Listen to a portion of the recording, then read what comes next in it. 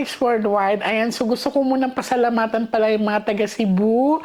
So, I've been there just only one day talaga, balikan lang talaga siya, no? Pero grabe, napaka-accommodating ng mga taga Cebu. Sobrang salamat sa inyo. Ngayon, ito ay special na araw kasi may bumisita sa akin. Actually, kakaiba tong kwento na to. Ang kwento na to ay isa sa masayang maibabahagi ko sa inyo lahat, lalo na sa mga babae, sa mga nanay na hirap magbuntis, no? Kasi sa mga karanasan ko, ang dami kong kliyente, ang daming pumupunta sa akin na sobrang hirap talaga sila daw magka-baby. Alam niyo ba, mga Nostranautics Worldwide sa mga abangers, ang dami-dami ko nang inaanak. Hindi ko na mabilang siguro sa mga daliri ko. Kasi may mga client akong pumupunta doon at nakikita ko yung pregnancy nila. Yung iba years talaga ang inaantay bago sila makabuo. Isa dito sa mga client ko, medyo hopeless na siya na magka-baby kasi nga sabi niya, Miss J, may edad na ako. Imposibleng magka-baby pa ako. Alam niyo ba, nung pagkasabi ko sa kanya, hindi ate, kasi nakikita ko na magpipregi ka. So, mga 1 week lang nun, bigla siyang bumalik sa akin. Sobrang napatalon siya sa tuwa, no? Kasi medyo risky na siya magbuntis kasi may edad na. Sabi niya, Miss J, buntis ako. Sabi ko, ate, pati ako nagulat ako na nangyari yun. Kasi talagang hindi na nila inaasahan na magka-baby siya.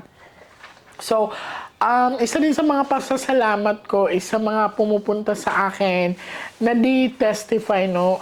They share their story sa pamamagitan ng pagme-message sa akin, sa mga kaganapan, and then I posted it. And sa mga inaanak ko, dadalawin kayo ng Ninang Jane nyo. Sobrang busy pa. So, ngayon, bakit ko ito ba sinasabi? Kasi meron akong i-share sa inyo ngayon at napaunlakan niya tayo na kausapin siya. Simpleng kwentuhan lang na kung ano ang nangyari kasi siya hindi rin siya makapaniwala eh. Ang dami niyang tanong sa akin, sabi niya, paano mo ba nagagawa yun? Kahit ako, hindi ko din alam paano ko siya nakikita. Sobrang alam niyo, kay Mama Mary, sobrang pasalamat din ako sa kanya. Kasi, yung mga biyaya niya sa akin, lalo sa mga kids ko, bago sila dumating sa akin, ay napanaginipan ko sila. So, i-welcome natin siya, no? Si Gladys. Unang-una sa lahat, Ate Gladys Torrong. Hindi ko alam kung sino mas matanda sa aming dalawa, pero talagang inaate ko naman siya. Kamusta ka na ngayon, ate? Tulala. Charles, di ba maniwala? Kasi ang talaga namin, ang history namin ni Gladys is way back 2019. Pumunta sila sa bahay namin ng partner ko. Doon pa yun sa Novaliches. Pumunta sila doon para magdala ng invitation about sa wedding nila. Nung pagkaabot sa akin, so, kwentuhan kami, yosi-yosi, as in casual talaga na kamustahan. Nagmamadali nga lang sila nun eh. Tapos, nung nahawakan ko siya, ano ang sinabi ko sa'yo nun? This year, magkakaroon na kayo ng baby boy. Sabi mo. So, excited naman yung asawa ko kasi gusto niya talaga baby boy kasi girl yung panganay namin. Kasi ilang taon yung baby niyo, una si Martina, ilang taon? 5 years old siya noon nung pumunta. Kasi parang hindi siya buntisin. No? Ako kasi buntisin ako siya lang. So, nung pumunta sila doon, hinawakan ko yung asawa niya, si Kuya Pukoy. So, hinawakan ko. Nung pagkahawak ko sa kanya, nakita ko na may dala siya, may karga siyang bata. Tapos, pinulsohan ko si Gladys nung time na yon. Sabi ko, mag-ready kayo kasi may nakikita akong baby. Nung una nga, di ba, hindi din kayo makapaniwala. Tapos akala nila nagjo-joke lang. As in, mabilisan lang talaga yun, mga Nostranautics Worldwide, mga abangers. Mabilisan lang yung pagpunta nila doon kasi nga, the intention is to invite lang talaga sa aming mag-partner na mag-attend ng kasal nila. So, ilang buwan din naganap yun, 2019. Mabilis lang, yung sinabi mo. Months lang, ilang months lang din. Halos ano lang. March, April, tapos mga June. Buntis na ako. Kay Lucas na yun, Oo, no? kay So, Lucas na. ayun, sinabi nila sa akin na Jay, buntis na si Gladys yun. Siyempre na-excite din ako, no? Mas na-excite ako sa sinabi nilang gender. Kasi hindi lang naman din to unang pagkakataon. Madami na rin akong celebrity na nabasahan. Isa doon ay si Ate Tony Fowler. Hi, Ate Tony Fowler. Yan. So, ang unang binili ng asawa niya ay mga gamit na Ang boy na. Kasi nga, sabi mo boy. So, umaasa kasi talaga siya na boy. Gusto niya talaga baby boy. Kaya, bumili siya ng mga gamit pang boy. Hindi ka naman nagkamali. Boy nga talaga. Yun, After so- 5 months, nakita ko yung baby boy. So, medyo, ayun nga lang yung parang downfall doon sa mga pumupunta sa akin. Kasi, hindi na sila na-excite minsan pag magpapa-ultrasound sila kasi they know the gender. Pero, no matter what is the gender, it's a blessing, no? So, akala namin, doon na magtatapos yung hiwaga. Tapos, fast forward tayo, lumipas yung ilang taon, 5 years ulit. 5 years ulit. So, 5 years ulit. It was June 27 this year lang. Nagkita kami na naman sa isang event. Dito naman sa isang event. Birthday siya ng pamangkin ko wherein nandoon din sila. Parang magkasabay ba tayo dumating or late kayo? Late na kami. O late na tapos pero sabay kaming umuwi kasi hinatid ko sila. So, ikaw nga magkwento nung paano nangyari yun. Bigla mo lang sinabi, sabi mo, ay, dahil magkakaanak ka, kambal. Di nga kami naniniwala, di ba? Sabi ko, huwag mo kami niloloko, ayaw na namin. Ganyan. Tsaka, wala kaming ginagamit. Withdrawal lang talaga kami. As in, di ako nagpipills, ganyan. Oo. So, di kami nag-expect na mabubuntis pa ako, ganyan. Tapos nun, nagbuntis ako, na-delay ako, nagpa-check up agad ako nung nalaman kong 2 lines yung PT ko. Oo. Hindi pa nga nakita ni Doc pag ultrasound sa akin Sabi, sigurado ka, buntis ka? Opo, Doc. Kasi 2 lines yung PT ko So, trans-B ako. Nagulat ako. Gaya tamawag ako sa'yo, huy, ano ka ba? Pagkatotoo sabi mo kambal. Ikaw, akala ko etchos mo lang. Kasi ang nun, sabay kaming lumabas kasi nga ihatid na namin sila. Nung tinitingnan ko siya naman, parang ang lakas ng puso niya. Tapos, nung hinawakan ko na naman siya ulit, sabi ko, maganda kayo kasi may nakikita akong kambal. Yun nga nung ano pa nga yung asawa niya si Kuya Pokoy, ano ba yan, Ate Jay? Ginaganon pa nga ako kasi they thought na talagang nagjo-joke lang ako. Tapos, in pati siya, hindi siya makapaniwala. Tapos nung umuwi na nga ako, sabi ko sa partner ko, maganda ka na kasi magkakaroon ka ng pamangkin 2. Tapos mga lumipas na naman ng ilang buwan, bigla siyang tumawag sa akin. And tumawag siya. Ako pala tumawag kasi na-excite ako di ba? Sobrang na-excite ako. Tinawag ko, akala ko din nagjo-joke din siya.